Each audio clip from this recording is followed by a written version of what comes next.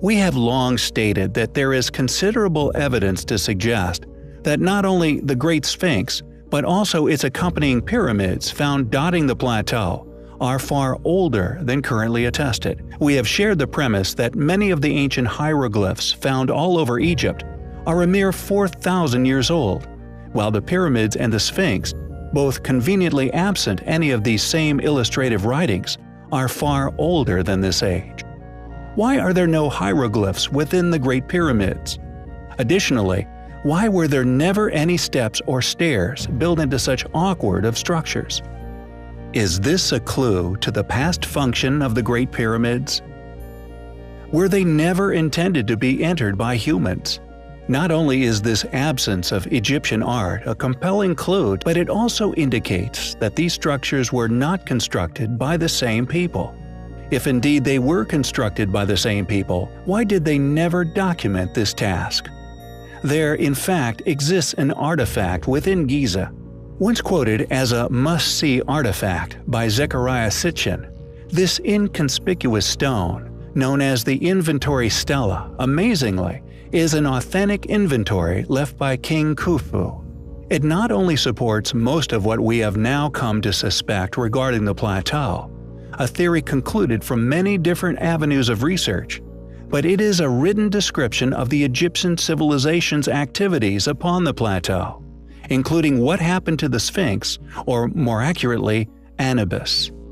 We have come to suspect that many of the most popular alternative researchers who have spent their careers researching these specific subjects have, just like academia, ignored patently evident materials surrounding the ancient past. Giza's Inventory Stela, Zecharia Sitchin wrote in his book Journeys to the Mythical Past that the stela was irrefutable proof, provided by Khufu himself, that he did not build the Great Pyramid, and that the pyramid and Sphinx were already there in his time. Predictably, the stela is simply ignored.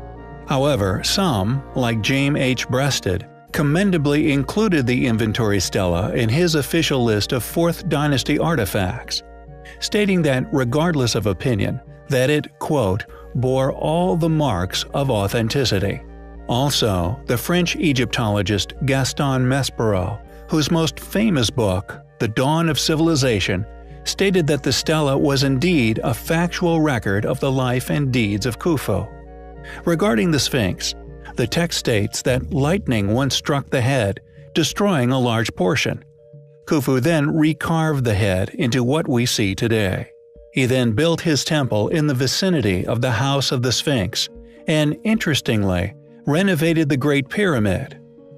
The Stela inventory not only confirms many things we have already come to suspect took place within Giza, but additionally, this mounting evidence is indicating to us that other suspiciously popular, supposed in-depth investigations, often accompanied by expensive trips to said sites, are deliberately inaccurate works of controlled opposition.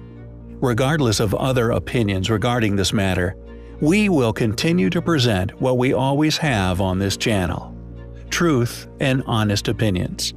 As always, thanks for watching. There are many theories attempting to explain the origins of the Great Sphinx, and indeed its original purpose. We have, in the past, covered the compelling theories regarding an ancient celestial alignment to the Great Sphinx. Most popular among these alternative theories concerning the star constellation Leo.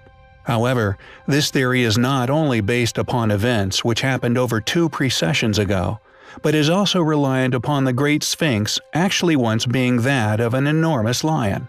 And although lions are mentioned in countless religious texts, ancient and also modern, with these beasts attributed to good deeds or evil, there actually exists another, and we feel more compelling theory regarding the Sphinx's true identity, purpose, and indeed its age. Since its rediscovery among the sands of Egypt, the Sphinx has been attributed to that of a guardian, long said to have protected the dead, and interestingly, this explanation may turn out to have been spot on. The Sphinx, although now possessing a human head, its form is noticeably out of proportion. if one indeed perceives it as a past guardian of the dead, and the underworld in which they dwell, then the Sphinx would have been in fact a dog, or more specifically, Anubis. Additionally, if the Sphinx did once indeed face a star in our night skies, then logically, there would only be one of two stars in which the dog would face, both held in high regard for untold millennia, one of which of course being Sirius, the other known as the little dog star Procyon. Interestingly, the star Sirius is held in high regard by many ancient cultures, some which insist that we were once visited by gods, locating from this particular star constellation. And with ancient Egyptian art drenched in mysterious beings, all attributed as gods who came from the heavens, it could be postulated that the Sphinx was guarding the entrance to what they perceived as the underworld, or the realm in which the gods came from. What supports this theory and the possible concealment of this knowledge is the apparent destruction, and now absence, of any identifiable dog-like sphinxes left anywhere on Earth. Anthony West once brought the water controversy theory into the public domain, a theory he has done extremely well from. This evidence has long been used as a form of evidence that the Sphinx is much older than currently claimed, and due to the absence of this erosion on the Great Pyramids, also used it to claim it is much older. Additionally, he has also been a verbal advocate for the belief that the Sphinx was a lion. Worrying, however, regarding his motives, if this were indeed the case, then any compelling connections with the function of the Sphinx, the entrance beneath, and the pyramids, each made to specific sizes in relation to the distance of Orion stars, would be merely impossible to make. However, and what is most concerning, is that with a little research of ancient texts, it soon becomes apparent that the Sphinx was once surrounded by a body of water, conveniently named the Lake of the Jackal, or Anubis Lake. This aptly named body of water has seemingly been covered up, not only by West, but to attempt to conceal the Sphinx's real age, but also its true identity. This fragment of information not only discredits West's profitable rainfall theory, but also virtually confirms the Sphinx's past identity, and with Anubis being named elsewhere as the guardian of the underworld, it becomes apparent that we are on the brink of an explanation for its original purpose, no matter how astonishing. Throughout our time researching ancient antiquities, we have stumbled across many anomalies which, to this day, the questions we have raised regarding these sites have yet to be satisfactorily answered by anyone. How did ancient, seemingly post-cataclysmic civilizations accomplish such feats of ancient engineering? Not only are there countless ancient structures found on nearly every continent on Earth that are beyond modern capabilities, but the way in which they were liberated from the quarries and bedrock in which they were sourced, often many miles away, remains a burning question. Furthermore, the clues to these now lost techniques, the knowledge and indeed tools used to create these monstrous megaliths, the fingerprints of these now long forgotten activities still remain all over the hard granites once selected and used.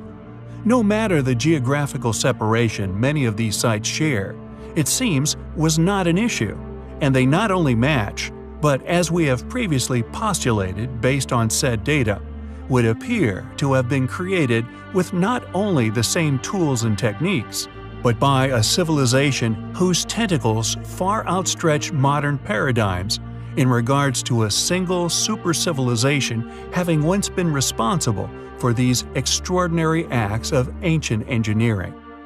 How can we continue to believe such sites were the work of academically shared, subsequently studied in depth, and thus proven civilizations which we now know to have been incapable of such feats? The unfinished obelisk of Aswan, the megaliths of Yangshan Quarry, the polygonal, astonishing feats of the mountaintop temples of Peru, and so on, all share the same scars upon the weather-resistant rocks used in said structures. India, China, Peru, Egypt, and so on. Yet interestingly, different stone-cutting techniques are found upon different locations, yet seemingly coalesce within Aswan Quarry and other structures such as the Great Pyramids within Egypt. Diagonally cut stones, such as those within Baalbek and much further afield, are present within this quarry within Egypt. However, what makes the location of these massive pyramids special is that from the data, the evidence we have gathered, the structures were either built before said civilizations arrived and subsequently flourished upon our planet, but that these enormous structures were shared, possibly even an intercontinentally shared accomplishment achieved by not one but many ancient super-civilizations, which, it would appear, were even more capable than that of modern man. These butter-cut stones, such as the techniques seemingly used upon the abandoned obelisk of Aswan, are shared with many other sites, protuberances, found within Peru and many other polygonal sites, are also present upon the pyramids, yet are seemingly much later additions. However, they are not only present on ruins around the world also, but the tool marks we have used to separate these sites are present within Egypt in abundance. The only other place we have witnessed such shared anomalies is Bosda Caves in Turkey, used by us to not only identify these techniques, but to pinpoint which lost civilization were where, and, thanks to the pyramids, it would seem when. They not only share these marks, which are present all over structures across the world, but are only utilized in their fullest upon these two sites, so far discovered, only shared at these particular sites and nowhere else found so far. However, interestingly, Baalbek seems to also share protuberances with other polygonal sites, but also possesses curious semicircular, crescent-shaped tool marks across its biggest megaliths, as if a less accomplished tool than that used, we would postulate later, after these techniques were mastered, as found within Aswan, Sacsayhuaman, and many other, apparently more advanced ruins found elsewhere on Earth. Who were these ancient people? How did they accomplish such astonishing feats of ancient engineering? We not only find the pursuit of answers to such questions incredibly important to the development of our knowledge in regard to our origins, but is a quest we will always find highly compelling. Many ancient sites found all over the world can no longer be explained away with currently attested academic opinion. Who they say built them, why, or when they were created. The most popular of these anomalies are the ancient monuments that can be found upon the Giza Plateau. Currently explained as having been built by our copper tool-wielding ancestors a mere 4,000 years ago, somehow successfully creating some of the most precisely built and indeed enormous ancient structures found on Earth, decidedly choosing to use granite blocks many tons in weight as their building material of choice. Ironically, although these sites are somehow exclaimed as having been built by the ancient Egyptians, any actual, literal explanation of how this was actually done has never been provided. Not only is academic opinion severely lacking any logical understandings as to the construction of these sites, they seemingly attempt to ignore, and in some cases conceal, additional controversial anomalies they simply cannot understand. Enormous stone megaliths are hidden all over Giza, and especially around the base of the Great Pyramids. And not only were these buildings adorned with incredibly hard granite, but also basalt, a similarly tough stone, and another which would be near impossible to have hewn with mere copper implements. Known as Giza's basalt floor, it is what many people now see as the smoking gun, for evidence of advanced engineering having once been responsible for the construction of the site. Amongst the remaining fragments of the basalt floor is overwhelming evidence of ancient machinery, telltale precision signatures left on many stones, suggesting high technology was responsible for the shaping of Giza's enormous stones. Cut marks that could only have been left by high-speed disc cutting, striations, precise ridges, and countless other curious features have been thankfully left upon these stones, and these surviving tool marks could one day be used to actually identify the technology once used to build the site. We now feel that the evidence to suggest that the modern attested and mass-published theories regarding the origins of the Giza Plateau, its age, and indeed its creator's past capabilities, is currently incorrect and is now overwhelming, and that it is only a matter of time before a revival of this past knowledge and indeed understandings again begins to flourish. When one explores the most fascinating and ancient of structures resting all over our planet, you will inevitably be confronted by baffling feats on engineering and ingenuity, tasks that to modern man escape understanding or indeed explanation. The main consensus regarding these ancient structures has always been a tricky thing to explain. To claim that these marvelous structures were built by primitive people with only primitive tools at their disposal does not only seem absurd to most who have visited such sites, but ignorant of their true past grandeur and the specific characteristics of each of these places. Ancient sites, such as Giza, Machu Picchu, among many others, still contain very confusing artifacts, anomalous evidence, which tells a very different story to that of mainstream history. Apart from the Baghdad Battery, largely claimed to have been an ancient form of electroplating, there has been little in the way of physical evidence to suggest the use of electricity within the academically researched ancient times. Yet there are many remnants left, which suggest such activities.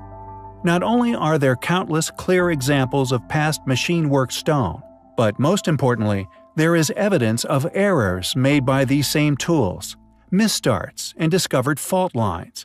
These particular stones discarded, laid bare in the quarries, revealing all the hallmarks of the machine engineering that went into building these wonderful places, these artifacts, once rubbish, now historical treasures.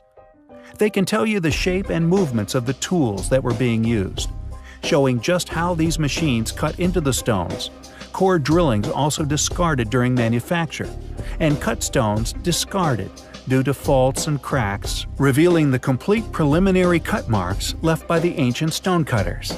These fragments of past activities are clearly some of the most important in unraveling these sites' ultimate secrets, yet it is rarely shared in the public arena, and even less frequently researched by official bodies. Along with this vast and perplexing array of remnants, mercilessly left where they fell, strewn amongst the debris of disruption, lay countless extremely hardy machine stone jars, vessels made from some of the hardest rocks on Earth. Some of these jars were made with a round bottom, perfectly machined, balanced on a base no bigger than the tip of a chicken's egg. Sir William Flinders Petrie ultimately realized that only lathe turning could have produced the symmetry and balance found on thousands of these bowls and vases. And Petrie was no fool. In 1894, he founded his own archaeological body, the Egyptian Research Account, which later became the British School of Archaeology in Egypt. He stated, for example, a bowl maker attained curves of exact circularity by rotating the bowl around a fixed blade, and formed a lip by shifting the centering of the bowl. Another round-bottomed vase had walls of such uniform thickness that it balanced perfectly on a curved base.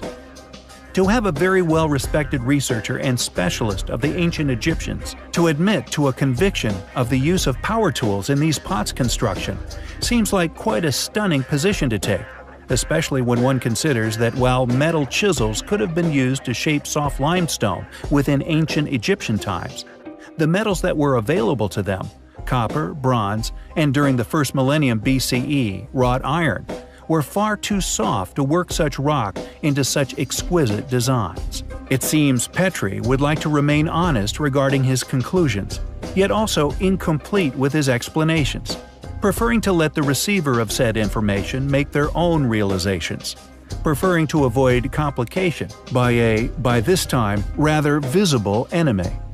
One could only conclude that these relics and ancient monuments thereof were not the work of the Egyptians.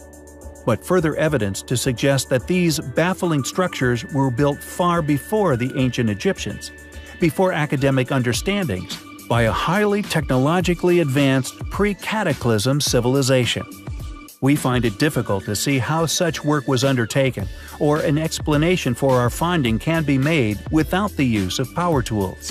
Thankfully, the more we learn regarding these enigmatic places, the more we become aware of regarding their true history, and the closer, it seems, we become to finding those who built them.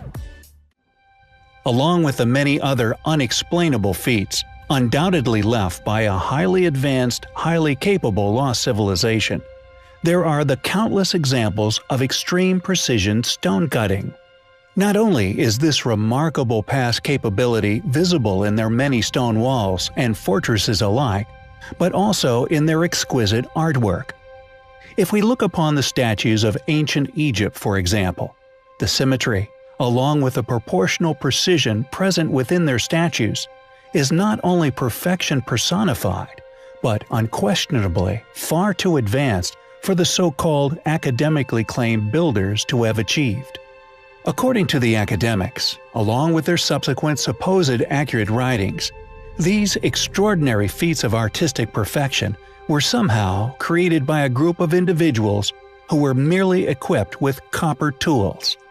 Not only is this claim clearly ignorant of reality, but to create such works of symmetrical accuracy was unquestionably the work of a group of individuals far more advanced than even that of the Victorians, let alone those who thrived along the banks of the Nile more than 3,000 years ago.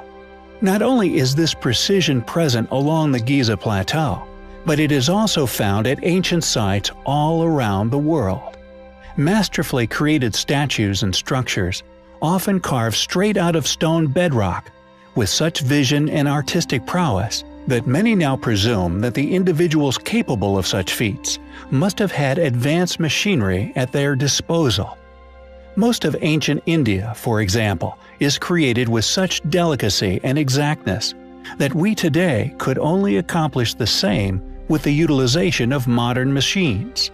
Furthermore, many scholars and independent researchers, even a number of highly recognized academic Egyptologists, have reluctantly concluded that many of the basalt, gypsum, and other vases shaped from extremely hard stones, and indeed a number of multi-ton sarcophagus lids, were indeed turned into the shapes we see them as today, on some kind of ancient, enormous lathe.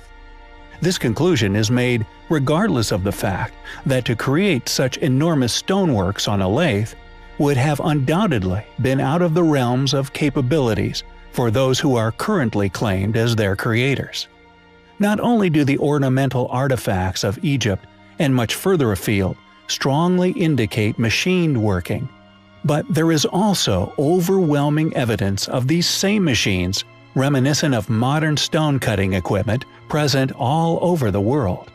Yet, conveniently, it is quietly ignored by the same individuals who have supposedly unraveled the history of these sites. Pumapunku, Giza's basalt floor, other areas throughout Giza, Peru, Malta, the list goes on. All these sites not only indicate an advanced, highly capable constructor, but also possess countless marks that, as of yet, we can only explain logically as having been left by precision, quick rotation, stone-cutting machinery. They are yet another overwhelming collection of evidence, which not only flies in the face of current academic explanation, but proof of an advanced, now lost civilization, having once been responsible for these sites' construction. They are highly compelling.